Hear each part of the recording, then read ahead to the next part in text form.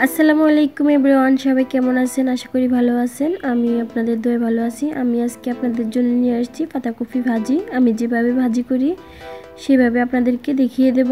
তো এখানে একটা কড়াই বসিয়ে দিলাম। কড়াইয়ের ভিতরে পরিমাণ মতো তেল দিয়ে দিলাম। আপনারা চাইলে এখানে সোয়াবিন তেলটা দিয়ে দিবেন। আমি এখানে সরিষার তেলটা দিলাম। তো তেলটা একটু গরম করার পর আমি এখানে দিয়ে দিলাম পেঁয়াজ কুচি। পেঁয়াজটা একটু ভেজে নেব আমি। তো এখন দিয়ে দেব একটু রসুন বাটা। আপনারা চাইলে এখানে রসুনটা কুচি করে দিতে পারেন, আমি বাটাটা দিব। আমার কাছে বাটাটাই ভালো লাগে। তো বাটাটা দিয়ে আমি আবার একটু ভেজে নেব।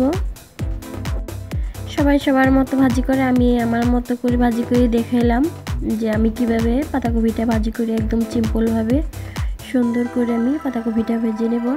তো এখানে আমি পাতাকপিটা দিয়ে দিলাম। আমি সবখানি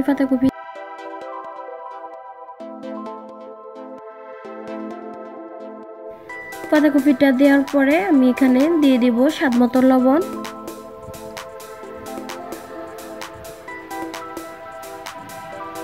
আর এখন দিয়ে দেব অল্প পরিমাণ হলুদ গুঁড়ো। আর যারা সাদা খেতে চান তারা হলুদ না দিলে হবে, আমি হলুদটা দিব। আমার কাছে সাদাটা তেমন ভালো লাগে না, তাই আমি একটু কালারিংয়ের জন্য হলুদটা দিয়ে দিলাম। হলুদটা দিয়ে আমি ভালো করে পাতাকপির সাথে হলুদটা মিক্স করে নেব। পাতাকপির থেকে অনেকগুলো পানি বের হয়ে যাবে।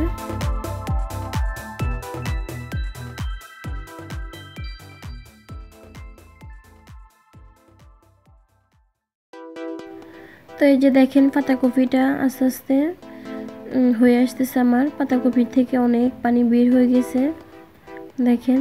আর কালারটাও খুব সুন্দর আসছে হলুদ দেওয়াতে।